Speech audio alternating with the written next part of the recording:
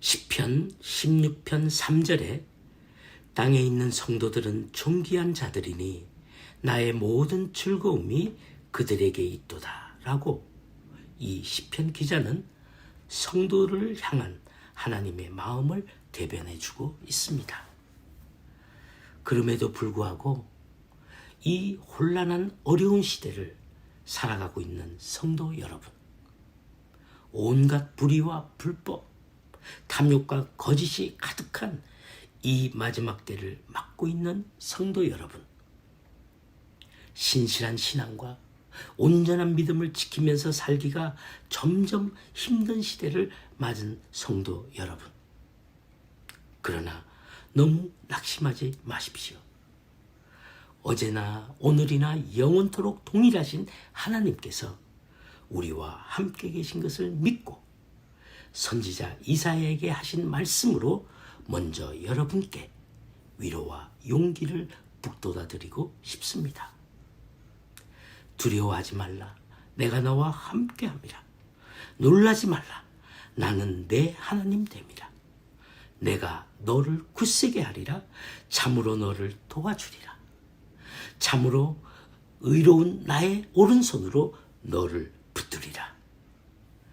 이 약속의 말씀을 믿으십시오.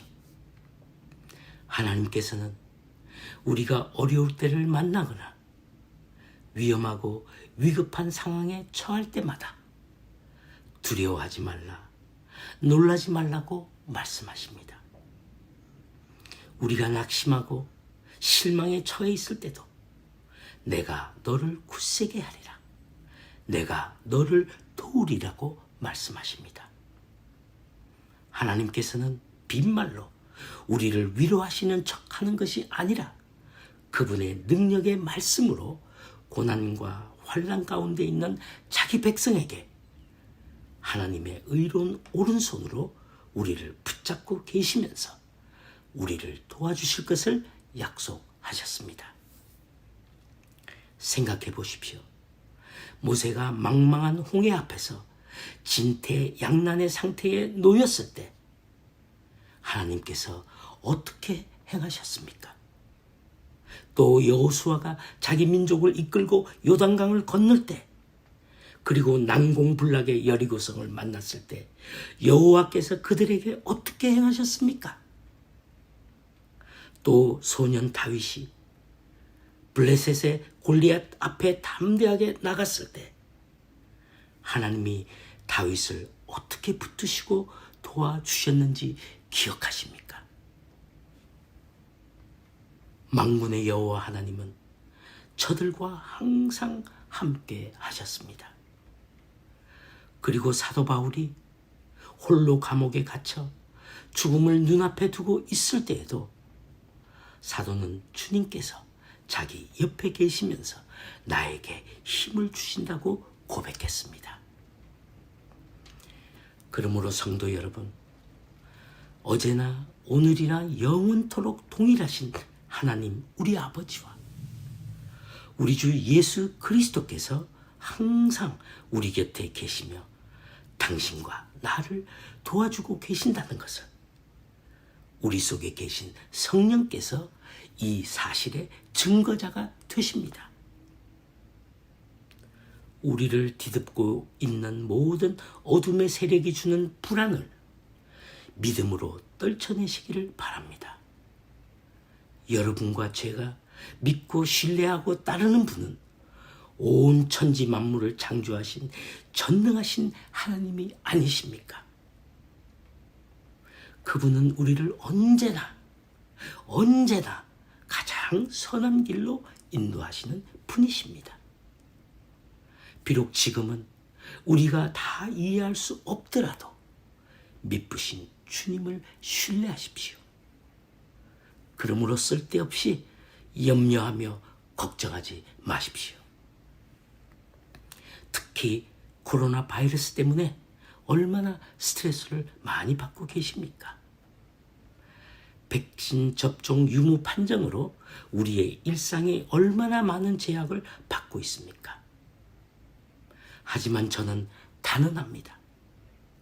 창조 이래로 모든 피조물을 유지하시며 보호하시는 전능하신 하나님이 사람을, 우리를 자신의 형상대로 지으셨습니다.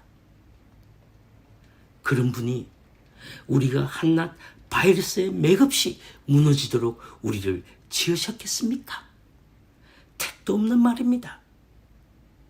성도 여러분, 하나님께서 우리 몸에 초자연적인 면역력을 주셨다는 것을 먼저 믿으셔야 합니다. 그리고 하나님께서 주신 이성으로 잘 판단하셔서 매사에 믿음 안에서 행동하십시오. 참새 2마리가 한 아사리온에 팔려도 그중 한 마리라도 하나님께서 허락지 않으시면 땅에 떨어지지 않는다고 말씀하시지 않으셨습니까? 예, 우리는 참새와 비교할 수 없는 하나님께 귀중한 존재들입니다. 그러므로 믿음으로 주 안에서 평강과 기쁨을 되찾고 다시 일어나 용기를 가지고 힘차게 새롭게 내가 세상을 이기었노라고 하신 예수 그리스도를 바라보며 앞으로 나아갑시다. 자, 이제 말씀의 제목을 따라 본론으로 들어가겠습니다. 21세기 이 마지막 때를 살아가고 있는 우리 그리스도인들에게 가장 시급하고 긴급한 한 가지 질문을 꼭 해야 한다면 그것이 무엇이겠습니까? 그것은 두말할 나위도 없이 당신은 오실 주님을 맞을 준비가 되어 있는가? 라는 질문일 것입니다. 예수님께서 이 땅에 계실 때 내가 다시 올 것이라고 거듭거듭 제자들에게 말씀하셨고 이 말씀을 제자들이 먼저 믿고 또 후에 예수를 믿는 자들을 위해 성경에 촘촘히 기록하여 우리에게도 전해주고 있습니다. 특히 그 중에 사도행전 1장에 기록된 말씀을 보면 주님께서 제자들에게 마지막 당부의 말씀을 마치시고 그들이 보는 데서 승천하십니다. 예수님께서 얼마나 빠른 속도로 하늘로 올라가셨는지는 자세히 알 수 없지만 미루어 보건대 제자들에게 작별의 손을 흔드시며 천천히 올라가시지 않았나 짐작됩니다. 구름이 주님을 가려서 보이지 않을 때까지 제자들이 하늘만 바라보고 있었다는 것을 누가는 진술하고 있습니다. 바로 그때 흰옷 입은 2사람, 2 천사가 그들에게 이렇게 선포합니다. 이르되 갈릴리 사람들아 어찌하여 서서 하늘을 쳐다보느냐. 하늘로 올려지신 이 예수는 하늘로 가심을 본 그대로 오시리라고 했습니다. 여러분은 이 천사의 선포를 믿으십니까? 액면 그대로 믿고 계십니까? 주님께서도 친히 말씀하셨습니다. 내가 너희를 위하여 처소를 예비하러 가노니 가서 너희를 위하여 처소를 예비하며 내가 다시 와서 너희를 내게로 영접하여 나 있는 곳에 너희도 있게 하리라. 또 주님은 많은 제자들에게도 말씀하셨습니다. 그때의 인자가 구름을 타고 큰 권능과 영광으로 오는 것을 사람들이 보리라. 또 말씀하시기를 인자가 자기 영광으로 모든 천사와 함께 올 때에 자기 영광의 보좌에 앉으리니. 성도 여러분, 우리 주님의 이 약속의 말씀을 믿으십시오. 믿으셔야 합니다. 예수님의 재림의 약속은 우리가 충분히 이해하고 믿을 수 있을 만큼 성경 곳곳에 기록되어 있습니다. 그러나 안타깝게도 이 약속의 말씀을 등한히 여기는 사람들이 많습니다.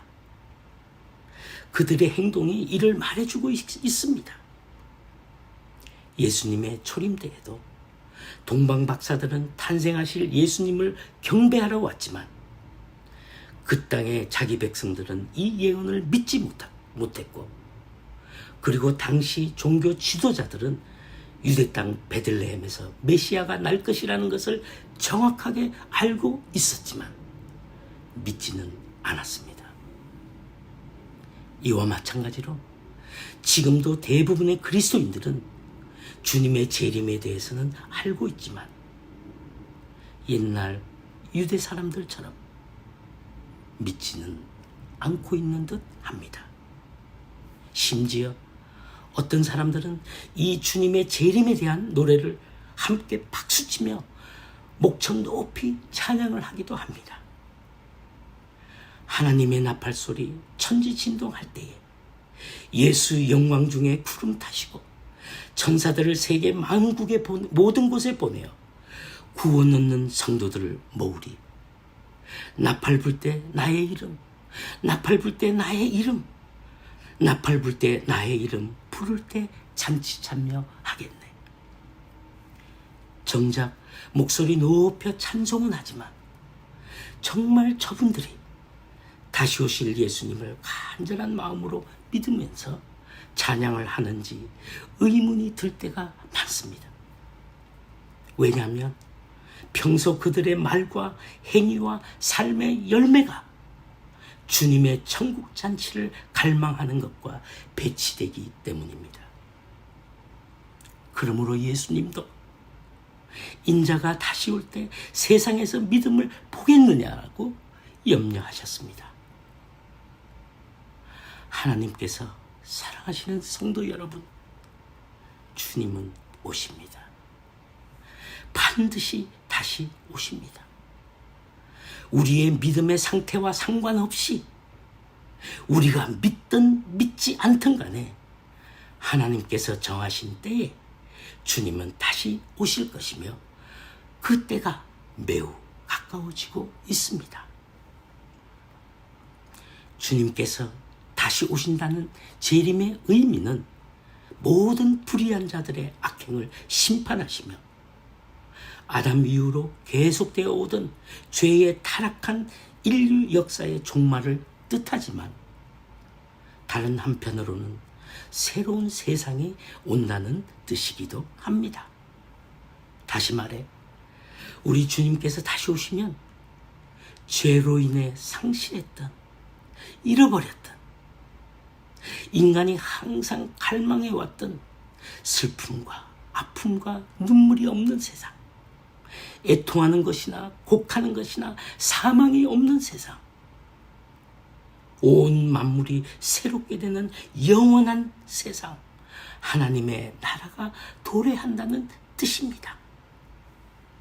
그러나 지금 세상 사람들은 인류 멸망의 위험 요소로 무섭게 급변하는 기후변화, 또 온 지구 곳곳에 음습하고 있는 기근과 지진들, 여러 지역의 다발적인 전쟁의 위험들, 그리고 무엇보다도 전 세계를 강타하고 있는 강력한 전염병과 뒤따라 나타날, 아니 이미 나타나고 있는 경제 붕괴와 함께 지구의 종말을 맞게 될 것이 아닐까 하는 생각 아닐까 하는 염려로 가득 차 있습니다. 하지만 이것들은 세상 종말의 징조이지 요인은 아닙니다. 세상의 불신자들은 눈에 보이는 현상만 보고 그에 따라 미래를 예측하고 판단하기 때문에 그들에게는 그런 생각이 당연합니다. 하지만 주님을 믿고 따르는 우리는 끝없이 추락하는 인간의 도덕성 때문에 하나님께서 지금까지 베푸신 은혜의 손을 뿌리치며 거부하기 때문에 그리스도의 십자가의 복음을 믿지 않고 오히려 혐오하기 때문에 이 세상은 종말을 맞게 될 것임을 알아야 합니다. 즉 인간의 죄와 죄 악행 때문에 끝이 온다는 말입니다. 노아의 때에 하나님의 홍수의 심판을 받게 된 이유가 무엇이었습니까? 사람들의 죄악이 세상에 가득하고 또 그 마음으로 생각하는 모든 계획이 항상 악했기 때문에 하나님께서 사람 지으신 것을 한탄하실 정도로 당시 인간 사회의 죄가 충만했기 때문에 물로 심판을 받은 것이 아닙니까? 죄가 세상에 편만함으로 인해 심판을 자초한 것이었습니다. 소돔과 고모라의 멸망도 마찬가지 아닙니까?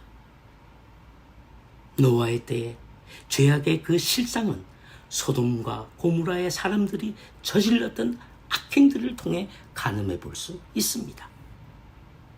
창세기 18장, 19장을 읽어보십시오. 그 도시에 의인 10명이 없어서 멸망을 당했습니다. 노아 홍수의 심판 때에도 그 가족들만 구원을 받았던 것처럼 소돔과 고모라의 불의 심판 때에도 롯의 가족들만 구원을 받았습니다. 그마저도 롯의 아내는 하나님의 말씀을 거역하여 소금 기둥이 되어버렸지만 말입니다. 성도 여러분, 지금 우리가 살고 있는 이 세상은 위 두 사례와 무관합니까? 우리가 평소 먹고 마시고 입고 보고 듣고 또 이 시대 유행을 따라 행동하는 모든 것이 하나님께서 기뻐하실 일이라고 생각하십니까? 아니면 가증스럽게 여기실 것 같습니까? 여러분들이 평소 생각하고 말하고 행동하는 일들을 통해 여러분들의 믿음이 자라며 거룩해질 뿐만 아니라 하나님께 영광을 올려드립니까? 아니면 하나님의 존귀하신 이름을 망령되게 하는 일입니까? 하나님께서는 노아 때의 물의 심판과 소돔과 고모라의 불의 심판에 멸망을 당한 이 사실을 후세에 경건하지 아니할 사람들에게 본이 되도록 성경에 기록해 두었다고 하셨습니다. 거룩하신 하나님께서는 죄악을 결코 용납하실 수 없습니다. 그분의 성품 때문에 묵과하실 수 없는 것입니다. 그러므로 죄가 세상에 편만하게 퍼져나가면 주님 오실 때가 가까워지고 있다는 증거 중에 하나입니다.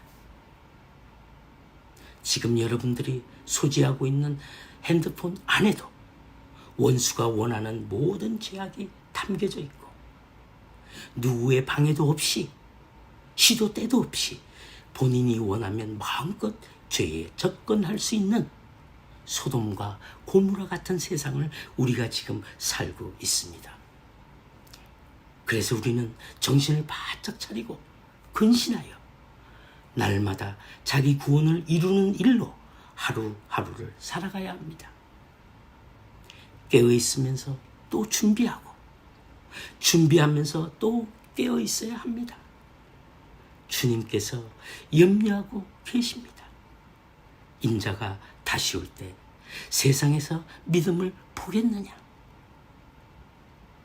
주님께서는 내가 다시 오면 너희에게서 믿음을 보겠느냐고 말씀하고 계신 것입니다. 우리 수준의 믿음이 아닌 주님이 원하시는 온전한 믿음을 말씀하고 계신 것입니다. 동물의 피가 아닌 주님의 보혈의 대가로 주어진 우리에게 주어진 온전한 믿음을 주님께서는 기대하고 계십니다.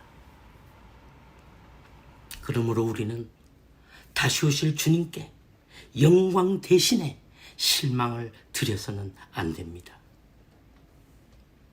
주님께서 언제 오실지 그 날과 시는 알 수 없지만 아무도 예상치 못할 때 호련히 도적같이 오실 것은 확실합니다. 왜냐하면 주님께서 직접 그렇게 말씀하셨기 때문입니다. 그러므로 오실 주님을 기쁘게 맞이할 수 있도록 깨어 준비하는 저와 여러분이 되십시다. 누가 여러분의 내일을 보장해 줄 수 있습니까? 생명의 근원이신 하나님 외에 누가 우리를 보호해 줄 수 있습니까? 주님은 반드시 다시 오십니다. 우리 그리스도인들은 이 모든 사실을 염두에 두고 다시 오실 주님을 맞을 준비가 되어 있는지 자기 자신을 살펴봐야 합니다. 준비하고 깨어 있는지 자신을 살펴봐야 합니다. 하지만 불행하게도 많은 이들이 준비하고 또 깨어 있어야 한다는 것이 무엇을 의미하는지조차 모르고 그냥 지나쳐 무심하게 살아가는 사람들이 있습니다. 많이 있습니다. 그러므로 당신은 정말로 다시 오실 주님을 맞을 준비가 되어 있습니까? 정말로 오늘도 잘 준비하며 깨어 있습니까? 그런데 혹시 여러분들 중에 왜 하필이면 듣기 거북한 종말에 관한 이야기를 또 하는가? 라고 불편한 마음을 가질 수 있습니다. 그것은 여러분과 제가 지금 종말의 때를 살고 있기 때문입니다. 종말 중에서도 가장 끝단계, 말세 지말에 해당하는 때를 살고 있기 때문입니다. 다시 말해 주님께서 도적같이 오실 가능성이 가장 높은 마지막 시대의 끝자락에 살고 있기 때문입니다.